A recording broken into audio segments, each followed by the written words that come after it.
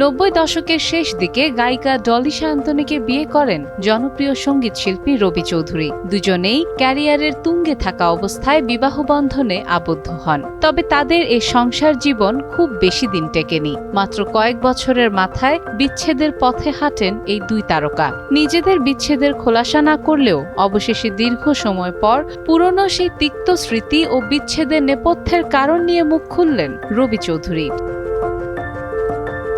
সম্প্রতি দেশের একটি রেডিও স্টেশন পডকাস্টে তারকা জানান, ডলি সায়ন্তনীর সঙ্গে তার সংসার ভাঙার পেছনে বিপ্লব নামের এক ড্রাইভারের ভূমিকা ছিল।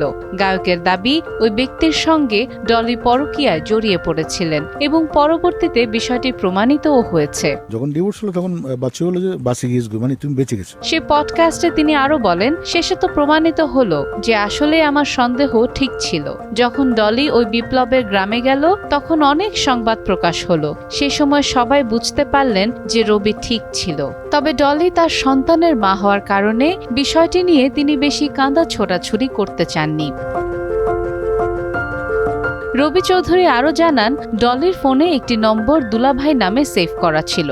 বিষয়টি নিয়ে তার মনে সন্দেহের দানা বাঁধলে তিনি নিজ উদ্যোগে খোঁজ খবর নেন। পরে জানতে পারেন দুলাভাই পরিচয়ে সেভ করা ওই ব্যক্তির আসল নাম বিপ্লব। তিনি দক্ষিণ কোরিয়া প্রবাসী এবং পেশায় একজন ড্রাইভার।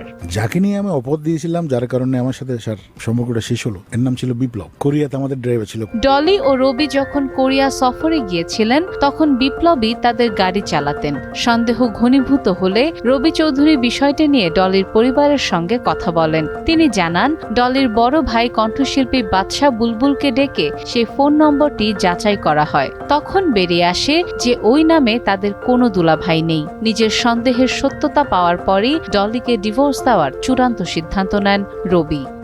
সাদিয়া ইসলাম, টাইমস টুডে।